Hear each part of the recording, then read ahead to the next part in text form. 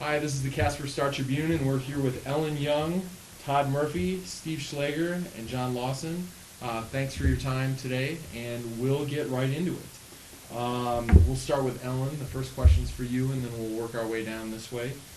Do you have the time available to complete the duties of the office for the Natrona County Commission, and what do you think the time commitment ought to be? This is one of those questions where it's not if you have the time, you make the time. Running is not the big thing, but the time to serve, you make the time because it's for the people, and I truly believe in the people of Wyoming, and I will make the time available, irregardless of how long it takes. I will make this my number one obligation in my life. So I will treat it as a full-time commitment. By statute, it may not be considered as a full-time commitment, but that's how I'm going to operate. And so I will be in the office with office hours posted, and I'll be available for appointments, for phone calls, and to respond to emails on a daily basis. And so I would also invite people down to visit if they have concerns. It doesn't necessarily have to be always at a scheduled meeting. So it will receive 100% from me. I guess I'm kind of fortunate. I retired about 6 years ago, so I have plenty of time to devote to this. I too just recently retired from the Bureau of Reclamation as the head of the Reclamation, and I definitely have the time available on a full-time basis.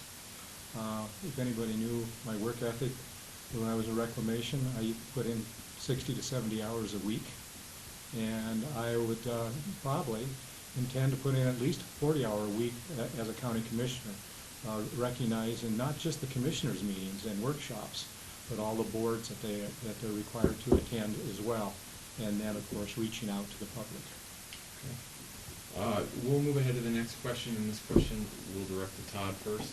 Have you attended any meeting of the commission or the county development planning meetings recently? If yes, what did you observe, and if not, why not? I went to a meeting probably, let's say, three weeks ago, and it was a meeting of,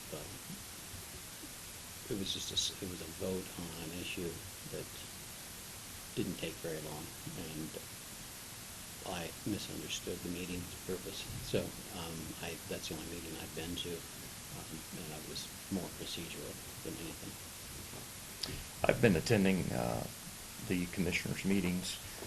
I think out of the last month, I've missed maybe one.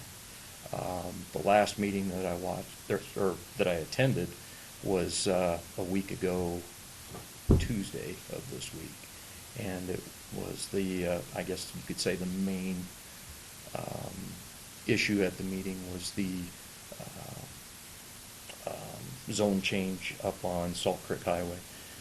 The one thing I did notice about that meeting, I understand that some of these issues can be very or bring out emotions, or people become very passionate. But I did see folks treat the commissioners not as well as I think they deserve. You don't have to respect the person, but you need to respect the position. There were a lot of threats that were bandied around about, they lost a lawsuit once, you're going to lose again. I just didn't think it was appropriate on behalf of some of the folks that spoke to the commissioners. I've been attending the commissioners' meetings for several months now, and as well as their workshops. And I too had observed the latest meeting, the latest commission meeting where there was a hearing on Salt Creek. But that didn't really represent, from my perspective, all the meetings that I've attended. As a matter of fact, very cordial. I think the five commissioners seem to work very well together. That doesn't mean they always agree, but they seem to work very well. People that came before them have have been very clear in their purpose there. I think commissioners have allowed them to have a very open and free discussion, particularly in the workshops. So my observation has been that it seems that it's been working fairly well, other than this one emotional issue that came up with regard to the Salt Creek rezoning. I've been going to several over the last 2 months. I've missed a few of I missed one county meeting, and then I missed one of the planning meetings. My major concern is I have seen the disrespect and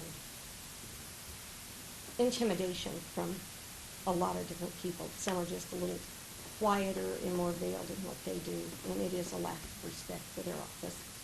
But the people that are emotional, it's affecting their lives, and they're going to be emotional. They have a right to get upset. I think they should show more respect, but I can understand their dismay. I do support the 1%. It has done tremendous things for our community across the board. If it doesn't pass, there's going to be some tough decisions made, and it's going to affect everybody. Roads are going to start getting worn out worse so than they are now. The problem with the county, and I think this is all municipalities and counties in the state, part of our funding comes from the mineral royalties, and counties and municipalities are kind of like a dog at the dinner table, just hoping that somebody will drop something so they can get something to eat. One of the things that would have to, and has already started, I know that, is building better relationships with the state legislators so that they can perhaps increase the funding to the counties and the municipalities. The other things you can do, you can consolidate redundant programs if that's needed. You can also increase your revenue, which nobody ever likes to say, but it may end up being higher taxes on the folks that own property in the state. John? I'm very supportive of the 1 cent tax as well, and it too has done a world of good, not only just for the county, but also the other 6 incorporated cities that the tax is shared with. From a county perspective, the county, I believe, is estimating about $3.9 million this coming year. So if it doesn't come about, there's about a $3.9 million shortage in approximately a $50 million budget. So that's significant, but it's not insurmountable. I was faced with that in my previous position, and where you first start is you start going to a priority system. You have to maintain public safety. I'm talking about the sheriff's department. As an example, the detention center, roads and bridges where it involves public safety. If there's degradation of a road, it needs to be fixed. And you're going to have to start going down through a priority system to start taking those cuts. That isn't to say it's not going to hurt. It definitely will. But I think it would be something that could be managed, but hopefully we won't be faced with that. I can't say that I'm for the 1 cent sales tax because I've watched it morph into something that it was not originally meant to be. Originally, the 1 cent sales tax was a building tax to create things. Instead, now it's became a vital part of budgets, which wasn't its major purpose. And I think that's sad because now it does leave you with a catch-22 if you don't have the money and where you're going to cut your budgets and who it's going to affect, and deciding what areas will be affected more than others. My greatest fear is with the people I've talked to, that after the last time when the county property taxes went through the roof, that they won't pass it. So it's something that we really do need to plan on. And as John said, figure out a priority list, safety first, and go down from there on when this ends. Tom? Well, I'm a fiscal conservative, and with that, personally, I would not support the 1 cent sale tax. However, that's not up to me, it's up to the voters. And if that's passed, as it's been passed for, I think, the last 18 times it's been on the ballot, then I respect that and I have no trouble with that. But if it doesn't get passed, I think we can deal with that. As was pointed out, of a $50 million budget, having a shortfall of some million dollar shortfall. I think when we look at that picture, not being able to come up with a priority system, we show a lack of creativity and ability to sit down and work and figure out what our needs are in this community, not what our wants are. There's a lot of things we want, but the ones that we really need to have, when things go out, when the roads are bad, you find out in a hurry what you really need. But you can go a long time not knowing what you want. So I'm not for taxes. I would never increase a tax. That would never get my vote, to increase a tax of any kind. But if the voters vote it back in, that's fine with me, because it does a lot of great things. Okay. John, we'll start with you with the next one. How familiar are you with various land and planning issues, such as zoning and easements? I'm very familiar. As my previous position as head of the Bureau of Reclamation, I was involved in a lot of multi-purpose aspects, such as environmental assessments, permitting. Got involved with zoning through the Casper Irrigation District and lands that were being rezoned in that area. And I've attempted to get myself familiarized with the county zoning, particularly in light of issues that have recently came up that I attended the meetings regarding this. Bottom line is that it needs to really be looked at from a collaborative process. When you start looking at zoning, you're going to have effects, not only on the individual that you're rezoning, but also the neighbors. And I think there needs to be a little better job of reaching out and having a good neighborhood discussion before it comes before the commission and the final gavel has to come down. Okay. Ellen? I'm not as familiar with that as I should be, and I'll admit that. However, I have attended the recent meetings where the commissioners themselves were not given the information they probably needed to avoid the disgruntled feelings they had at the last one. At the one previous to that, the gentleman from zoning had his information correctly as he did at the last one. I think it would have been a different turnout and a different perspective from the people there. And you just have to think of the people too, not, as John said, just one individual, but the whole and what it does for the whole. As far as zoning goes, my experience in that is personal, in that I've seen people have to move because they live in a particular area where the zoning was changed, and they moved because it became too loud. So we have to be careful with how we rezone or zone in the first place if we have already appropriated an area for residential. And whether it's one property owner or many, it's still important to study and analyze that rezoning and whether or not we should do that. And easements, that's a property rights issue. Easements are great and should be used when we really need them, and that should come with the property owner's full compliance. Okay. The rezoning, or the zoning issues, I'm fairly familiar. I became more familiar with the most recent issue up on Salt Creek Highway. One of the things that I believe is Casper has to grow. It's the only way that we can avoid or minimize the boom or bust cycles that we tend to go through here because of reliance on one or two major industries. With that growth, things are going to change. I think there needs to be communication with the residents in the area. I think there has to be consideration given to what else is in that area. You know, if you're talking about putting some industry in the middle of a residential area, I don't think that's right.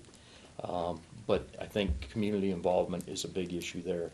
As far as easements, I think they're necessary, but with the easements, I think it needs to be worked out with the property owners, and it needs to be with their consent.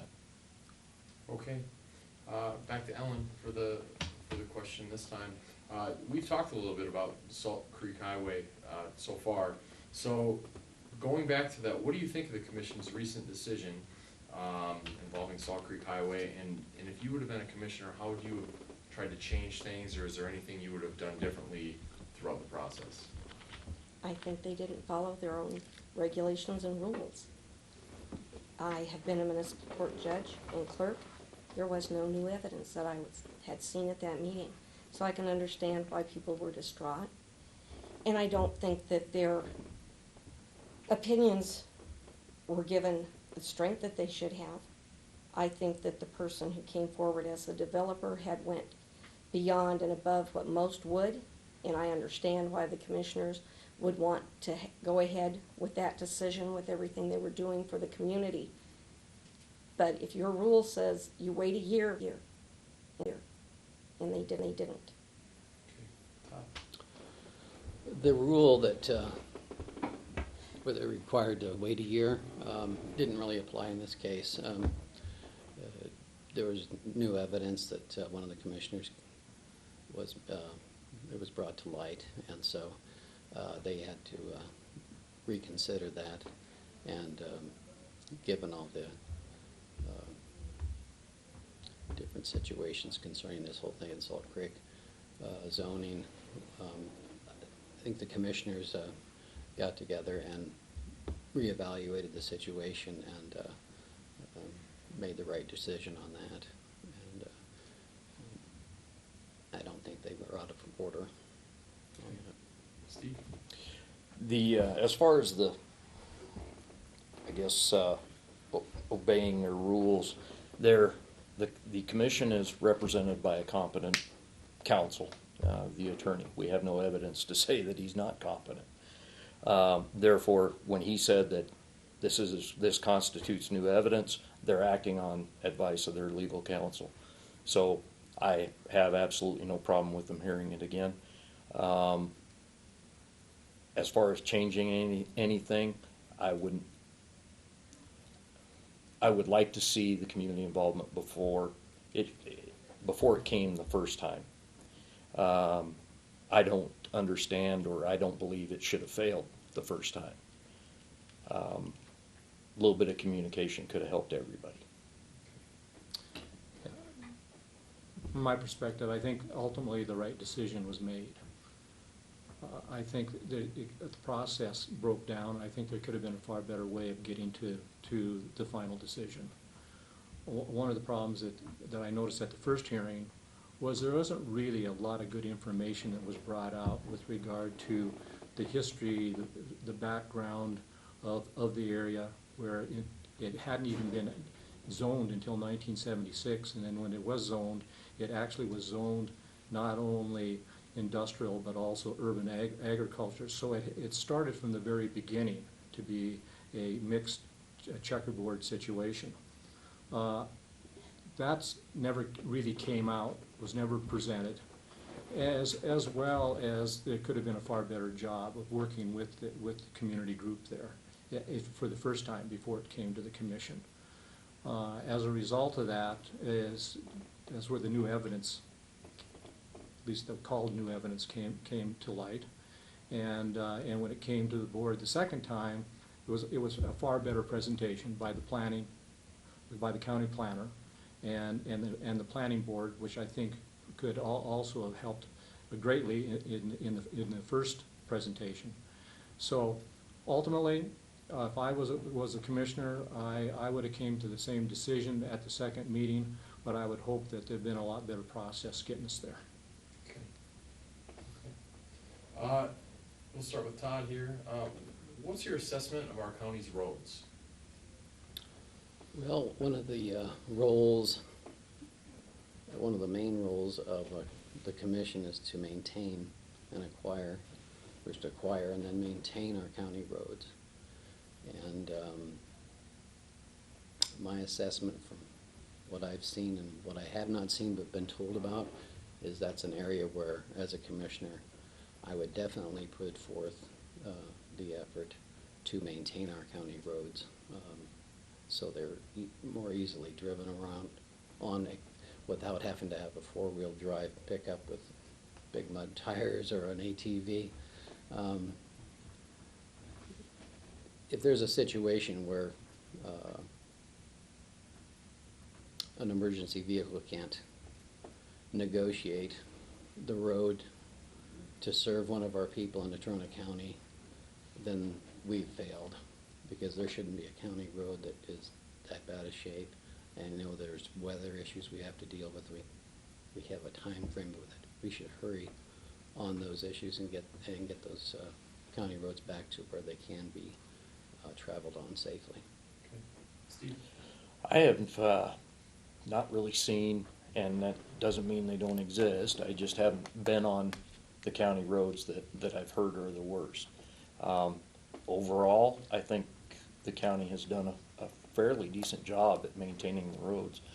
You know, the roads and public safety, meaning the sheriff's office, are probably their two biggest budget items that they have to cover. I would like to say that a percentage, but I really don't have a percentage for you of the roads that people say are bad, but I've been contacted by a few folks that would like something to be done with theirs. John? Thank you. Very difficult. My understanding is there's approximately 800 miles of county road system in Natrona County. Many of those roads obviously have been constructed years ago. I've traveled a lot of them in my previous position because I was out in the country going to ag communities and found that the county, with the resources they had, have been trying to keep the county roads at a fairly travelable and good condition. But here's the problem. It's just like the same problem that this nation's faced with. The infrastructure is getting old. It was put in a long time ago. We have an opposite direction when it comes to costs. Because of oil, petroleum, asphalt has basically in the last number of years has just skyrocketed. So now you're sitting with a situation where you don't, it's a budgetary problem. You don't want to increase taxes. You're sitting with a large road system that's old and is going to be in dire repair in the future. And as a result of that, I think that's going to be a major, major issue that the future county commissioners are going to have to address. Okay. Ellen? This is a major concern for this county. There are an awful lot of roads. Most of them are maintained very well. It is an older system. There are new roads added to that. So you have the question of which one you're going to take care of first, and with the prices going through the roof on asphalt, it may well be that we're going to see more gravel roads, and that's going to pose more problems in itself too, because that causes other issues of safety. It's going to be a large issue for the commissioners to look at and try to figure out how much money can be budgeted over there without raising taxes, and what other means they can find to alleviate the situation. Okay. Steve, we'll start with you here. How do you understand the relationship between county government and state government and the way that differs from the way city government works with the state government? You know, I'd say within the last probably 10 or 12 years. When they changed the revenue process as well, it was very compartmentalized. The state did state, and county did county, cities did cities. And like I mentioned earlier, they have started to establish better working relationships with the state, in which it should benefit counties and cities significantly. And you need to have that working relationship. Interesting enough, county is an extension of the state government. The county government is actually governed by state statutes, and as part of its state government as far as how it is operated, differently from the city. So there is a lot closer relationship. The county has a lot closer relationship to state government as a result of that.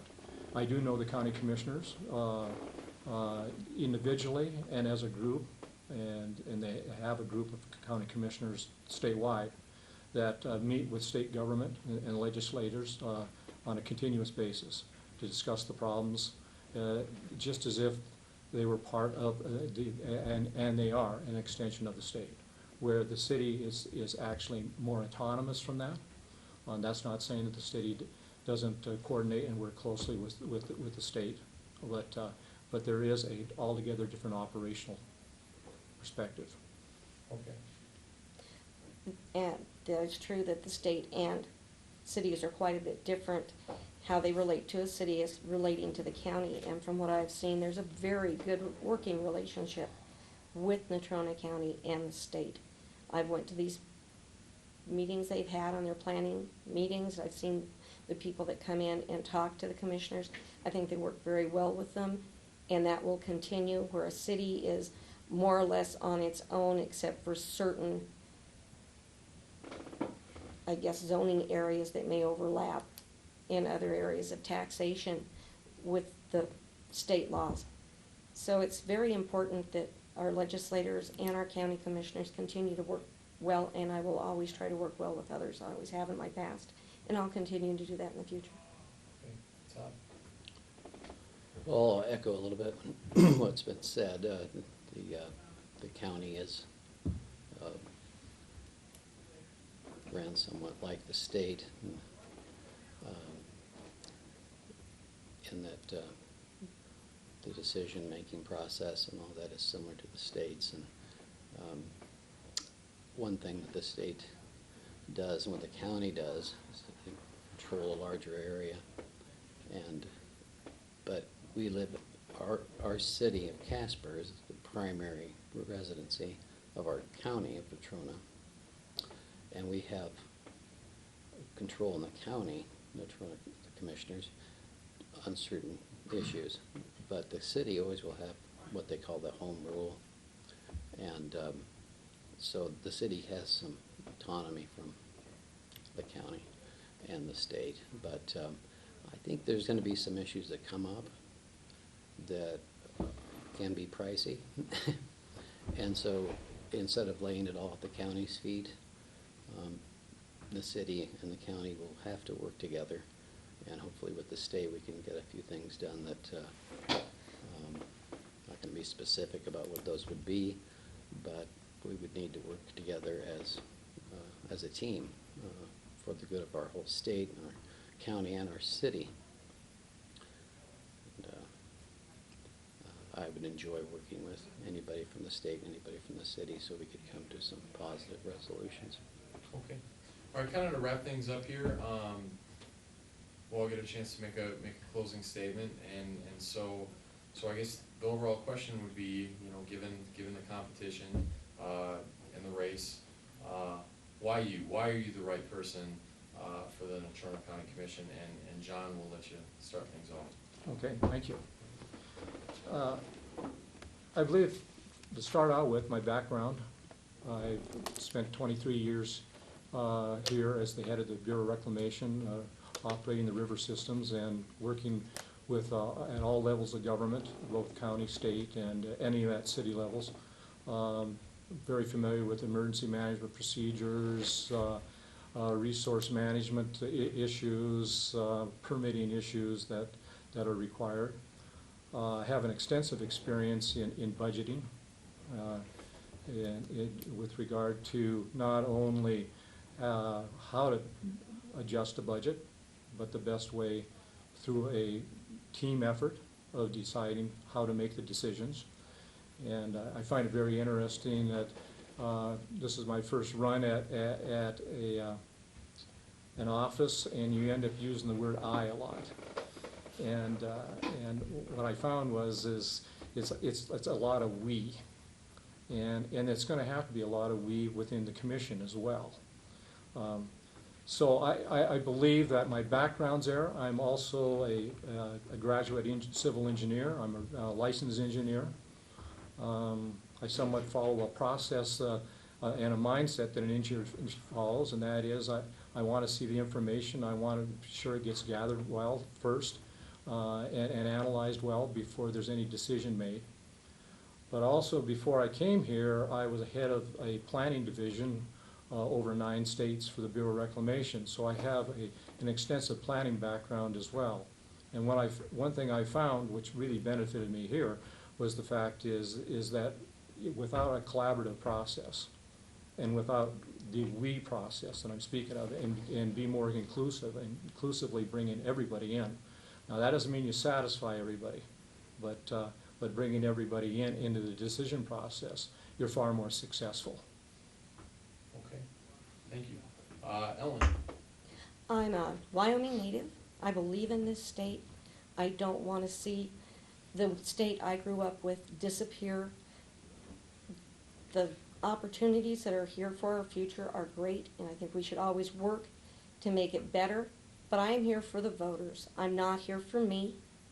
I will work well in whatever capacity I am elected in to do my best to work with others and maintain this state and see it go in a good direction while not giving up what we hold dear in our hearts as what we have always been. I would hope that I always can listen and strive to make sure that all elements are looked at in a problem, that when it comes to finances and how to run a state government, I have a degree in administration of justice. I've also been a municipal court clerk and judge, and I had to participate in that budgeting process at all times and steps.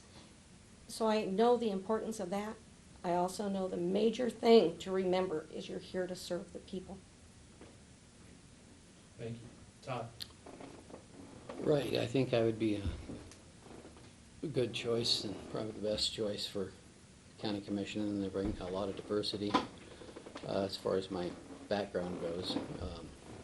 My experience was in the military as a military police officer, and I learned how to work as a team for sure and get along well with others. Since that time, I've been an insurance underwriter. I've been in purchasing and banking, and been involved in food bank operations. And as far as my education goes, I was pleased to have to get my education here at Kelley Walsh, and then go on to UW through the Casper College extension to my bachelor's degree, and I received earned my master's degree in educational psychology from UNC and down there in Greeley. And I was also instructor in higher education, teaching future teachers how to teach. It's the class that I instructed. I been, out of the 48 and a half years that I've been alive, I've been here in Casper about 35 years. Some of that wasn't my fault because the oil field, when I was little, have to bounce back and forth, with my dad, per my grandpa's wishes, and so didn't make it the whole time. And but I care about Natrona County, Casper, and the whole state of Wyoming. I will, like I said earlier, I will be available for, consider this a full-time job, and I'll treat it as such. I'm a fiscal conservative, as I mentioned. I'm a 25-year member of the Republican National Committee, and one point I really want to make before you cut me off is that there's no greater document that we need to follow than the Constitution of the United States and the Constitution of Wyoming. And once we stray from that, then we've done wrong, and we need to correct it. And we need to make sure we don't go away from that in the first place. Thank you. Steve? Well, I can't say that I'm better or worse than any other candidate. What I can tell you is about me. I was born and raised in Casper, Wyoming. I was one of those young, new graduates that left the state and had no intention of coming back. There were bigger, better things out there other than Casper, Wyoming, because I didn't want to work in the oil field. Joined the military. I was in the Navy for 6 years. Received an honorable discharge. After that, I bounced around from job to job. Couldn't find something that captured my attention. Military ended up taking us to the island of Guam. You guys' job is to find that on a map after we're done here. Good luck. We were stationed there for 4 years. While I was there, I became a police officer. And Guam is a United States territory. I was a police officer there for about 3.5 years, and then we transferred to Texas. On the way to Texas, I started thinking, you know what, Wyoming isn't all that bad. I had 2 kids then, and I decided, you know what, Casper is a pretty good place to raise kids after being in San Diego, Guam, Texas. So we moved back. I got hired with the Casper Police Department and achieved the rank of lieutenant. Initially, with the police department and law enforcement work, it's basically go call to call. Later on, you start dealing with budgets. All through the process, both in the military and with law enforcement, it's a team effort. I work well with the team. I enjoy working with teams. And I enjoy the job 100%. I retired about 6.5 years ago. Since that time, I started a photography business. Anybody that's a photographer can tell you that you probably won't make a whole lot of money. So you might want to find a day job. So after I retired, I did that for a couple of years, and then my oldest son moved back to Wyoming and spent time with my grandkids. But since that time, they've been back about 2 years. Now I just want to get back involved. After being able to spend time with grandkids and taking it easy after retirement, getting involved is really important to me. Again, I'm hardworking, very dedicated. I'm honest. I don't lie. I won't lie to you and tell you something just to get you off my back. I'm going to tell you what it is, or what you may not want to hear, but you need to hear. Very dedicated. Enjoy looking at both sides of the issues, regardless of what the issue is. And I'll make the decision that I shouldn't say that after looking at everything involved and based on communicating with constituents, what the best decision I believe is for the county at that point. Okay. All right, Ellen, Todd, Steve, and John, thanks for joining us today. Take care and best of luck. Thank you. Thank you. Thank you.